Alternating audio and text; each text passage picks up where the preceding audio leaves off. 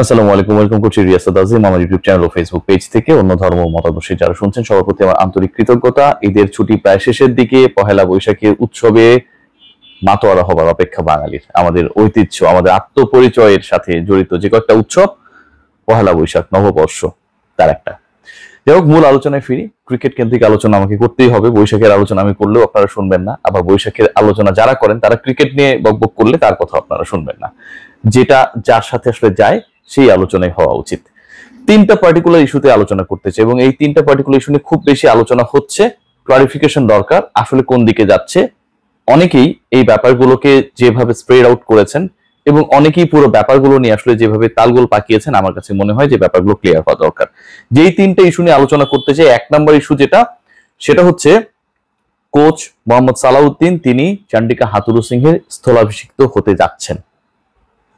Number 2 point সেটা হচ্ছে আরো ইম্পর্টেন্ট, মুস্তাফিজুর রহমান তিনি আইপিএল এর ফুল সিজন, মানে বাংলাদেশ দল ইউএসএ তে উড়াল দেবার আগ পর্যন্ত আইপিএল খেলার অনাপত্তি পত্র, যেটা আসলে 30 এপ্রিল পর্যন্ত দেওয়া হয়েছে বাংলাদেশ ক্রিকেট বোর্ড বা ক্রিকেট অপারেশনস থেকে, সেটা আরো এক্সটেন্ড করা হবে। তিনি মোটামুটি পরের মাসের মিড পর্যন্ত আইপিএল খেলতে পারবেন। থার্ড যে পয়েন্ট, এটাও মোস্ট ইম্পর্টেন্ট, তামিম ইকবাল খান জিম্বাবুয়ে সিরিজ দিয়ে ইন্টারন্যাশনাল ক্রিকেটে আবারও ব্যাক করছেন এবং তামিমের ব্যাপারে কদিন আগেই ক্রিক অপস চেয়ারম্যান বলেছেন যে তার সাথে we need to make some more discussions and board president তিনি তামিমের সাথে আবারও বসবেন।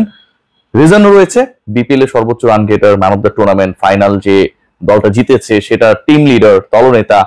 এবারের ডিপিএল এ ঢাকা প্রিমিয়ার লিগে আসলে আমাদের পুরনো বা লেজেন্ডারি ক্রিকেটার যারা, তাদের মধ্যে একমাত্র তামিম ইকবালই 400+ রানস করেছেন এখন পর্যন্ত এবং 5টা 50 করেছেন।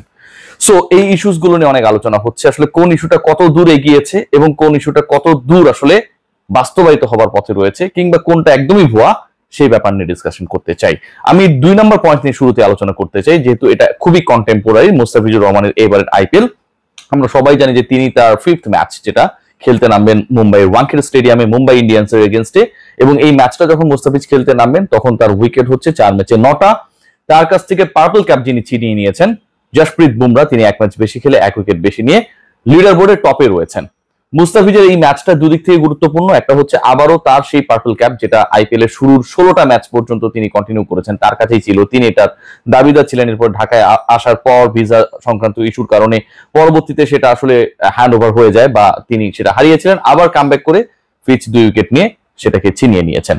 সো ওই পার্টিকুলার ম্যাচে বুমরাকে ছাড়িয়ে যাবার একটা সুযোগ রয়েছে, যেহেতু দুজনেই আসলে দুই দলের হয়ে মুখোমুখি হচ্ছেন। এন্ড সেকেন্ড পয়েন্ট যেটা, ওয়ানখেড়ে স্টেডিয়ামে, মানে হচ্ছে চিপাকের যে স্টেডিয়াম চিদম্বরমে, সেইখানটায় তো আসলে মুস্তাফিজ অনেক কার্যকর ছিলেন, 9 উইকেটে 8টা পেয়েছেন সেই পার্টিকুলার স্টেডিয়ামে। সো অন্য ভেন্যুজ গুলোতে আসলে তিনি কেমন করতে পারেন সেটাও দেখার রয়েছে। এইরকম সিচুয়েশন মুস্তাফিজ যখন চেন্নাইয়ের বোলিং ডিপার্টমেন্টের ত্রাতা হয়েছেন, স্টক ওভারে যখন তিনি দারুণ বল করছেন, 18-20তম ওভার বা 17-19তম ওভার্স গুলো আসলে মহেন্দ্র সিং ধোনির দল যার উপর ডিপেন্ড করছে এবং যিনি আসলে ওই পার্টিকুলার টাইমটাতে প্রতিপক্ষকে আটকে রাখছেন, সেটা যেই হোক না কেন, আন্দ্রে রাসেল হলে তিনিও আটকে যাচ্ছেন শুরুর দিকে, সুনীল নারায়ণকে তিনি আটকে রাখার বড় ভূমিকা পালন করেছেন, তাকে তো চেন্নাই চাইবেই।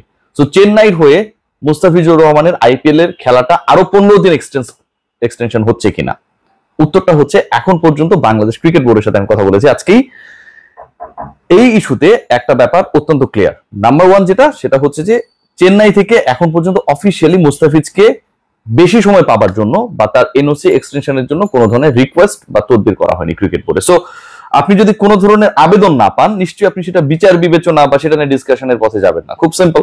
সো এই ব্যাপারটা নিয়ে আসলে এখন পর্যন্ত কোনো কিছুই হয়নি।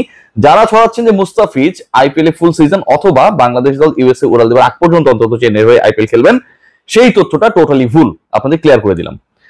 সেকেন্ড ইস্যু সেটা হচ্ছে যে চান্ডিকা হাথুরু সিংহের স্থলাভিষিক্ত যিনি হতে যাচ্ছেন মোহাম্মদ সালাউদ্দিন অন্তর্বর্তী কোচের দায়িত্ব নিতে যাচ্ছেন এবং সেই দায়িত্বটা তিনি সামনে সিরিজেই নেবেন, যেখানটায় বাংলাদেশ দলের গুরুত্বপূর্ণ সিরিজ রয়েছে জিম্বাবুয়ের এগেইনস্টে। চান্ডিকা হাথুরু সিং আসছেন না এবং তিনি একটা মিডিয়ায় বলেছেন, তাকে আসার ব্যাপারে যখন প্রশ্ন করা হয়েছিল যে কোচ যে আপনি আসবেন কি আসবেন না, সেখানটায় তিনি উত্তর লিখেছিলেন নেভার। সো সালাউদ্দিন ভাই কি আসলে দায়িত্ব নিতে যাচ্ছেন কিনা এবং চান্ডিকা হাথুরু সিং আদৌ কি বাংলাদেশে আসবেন কি আসবেন না। চান্ডিকা হাথুরু সিং বাংলাদেশে 22 তারিখ, অ্যাপ্রক্সিমেট যে ডেটটা এখন পর্যন্ত এপ্রিলে 22 তারিখ, মানে এখন থেকে 7-8 দিন পরেই তিনি কামব্যাক করছেন, আর তার যে প্রিভিয়াস রোল ছিল সেটাতেই। দ্বিতীয় তিনি যেহেতু আসবেন, তিনি নিঃসন্দেহে আসলে জিম্বাবুয়ের এগেনস্টে সব যদি ঠিকঠাক থাকে বাংলাদেশ যে সিরিজটা খেলবে 5টা টি20 খেলবে, 3টা চট্টগ্রামে, 2টা ঢাকায়, সেখানটায় তিনি তার রোলে থাকবেন, লিড রোলে, কোচিং স্টাফের লিড রোলে তিনি থাকবেন। এবং যেহেতু কোচিং স্টাফের লিড রোলেই চন্ডিকা হাথুরুসিংহে থাকছেন, তিনি আসছেন, তার কাছ থেকে ফিটনেস প্ল্যান থেকে শুরু করে training plan already cricket operations নিয়ে ফেলেছে। সো মোহাম্মদ সালাউদ্দিনকে কেন্দ্র করে যে ধরনের গুজব ছড়ানো হয়েছে, বিব্রত করা হচ্ছে অনেক ক্ষেত্রেই, এটাও ভুল। মোহাম্মদ সালাউদ্দিন বাংলাদেশ জাতীয় দলের হেড কোচের দায়িত্ব নিচ্ছেন না, অন্তর্বর্তী হোক কিংবা ফুল মেয়াদে হোক, কোনোটাই না। এরকম কোন ধরনের ডিসকাশন, আলোচনা কোনো কিছুই ক্রিকেট বোর্ডে হয় নাই। তামিম ইকবাল খানকে নিয়ে cricket operations chairman Jalal Yunus কদিন আগে বলেছেন যে তামিমকে নিয়ে ডিসকাশন এখনো শেষ হয়নি, we need some more discussion, এবং বোর্ড প্রেসিডেন্ট তামিমের সাথে এই ব্যাপার নিয়ে বসবেন। তামিমকে নিয়ে এই আলোচনাগুলো হবার যথেষ্ট প্রাসঙ্গিকতা রয়েছে। প্রথমত বাংলাদেশের ওপেনাররা ভালো করছেন না, লিটন কুমার দাসকে নিয়ে এই মুহূর্তে একটা হাসফাস চলছে। এর আগে আমরা দেখেছি মানে যখনই ওপেনিং এ কেউ না কেউ থাকে একটা কাহিনী হয়। নাইম শেখকে কেন্দ্র করে একই ধরনের কাহিনী হয়েছিল, আমরা দেখেছিলাম যে নাইম যেভাবে অদ্ভুত কিমাকার শর্ট টট খেলে আউট হয়ে গিয়েছিলেন, সেটা ইন্টারন্যাশনাল ক্রিকেটে বাংলাদেশকে বিব্রত করেছিল। ক্রিকেট অপারেশনস থেকে শুরু করে বিভিন্ন ডিপার্টমেন্টের দায়িত্বে যারা রয়েছেন তারা বিব্রত হয়েছেন। নাইম শেখ ইন্টারন্যাশনাল ক্রিকেটে গিয়ে আসলে খুব একটা ভালো করতে পারেন নাই। তামিম ইকবাল খানের যে ফর্ম রয়েছে সেটা টি20তে হতে পারে, সেটা ওয়ানডেতে হতে পারে, পারফরমেন্স তো ভালো। টি20 বিশ্বকাপের আগে আপনি নিশ্চয়ই এমন কাউকে দলে চাইবেন যেই পার্টিকুলার ক্রিকেটার ওই পার্টিকুলার ফরম্যাটে সবশেষ যে টুর্নামেন্ট, লোকাল টুর্নামেন্ট বা ডোমেস্টিক টুর্নামেন্ট যেভাবে আমরা এটাকে আখ্যায়িত করি না কেন, সেখানটায় ভালো খেলেছেন। 492 রান করেছেন বিপিএল এ হাইস্ট রান, তার থেকে বেশি রান কিন্তু কেউ করতে পারে নাই। অনেক ইয়াং ক্রিকেটার ছিলেন, অনেক সিজন ক্রিকেটার ছিলেন, অনেকে খেলার মধ্যে থেকে আসলে বিপিএল এ খেলতে গেছেন। তামিম তো কোনোটার মধ্যেই ছিলেন না, প্রিপারেশনটা আসলে 100% আপ টু দ্য মার্ক ছিল না। সো তামিম ইকবাল সেখানটায় ভালো করেছেন। ঢাকা প্রিমিয়ার লিগ যেখানটায় আসলে আমাদের ভেটেরান ক্যাম্পেইনার যারা রয়েছেন, সাকিব আল হাসান বলতে পারি, মুশফিকুর রহিম বলতে পারি, অন্য যারা রয়েছেন, মাহমুদুল্লাহ রিয়াদ বলতে পারি, তাদের থেকে তুলনামূলকভাবে এবং অনেক ইয়াং স্টারের থেকে তামিম ইকবালের পারফরমেন্সটা অনেক বেশি আলোকিত। তামিম ইকবাল খান এখন পর্যন্ত 403 রান সম্ভবত করেছেন, 5টা হাফ সেঞ্চুরি করেছেন, সেঞ্চুরিতে কনভার্ট করতে পারেননি কোনো রানসকে, কিন্তু সেটাই শুনে কিন্তু জাতীয় দলের বিবেচনার বাইরে।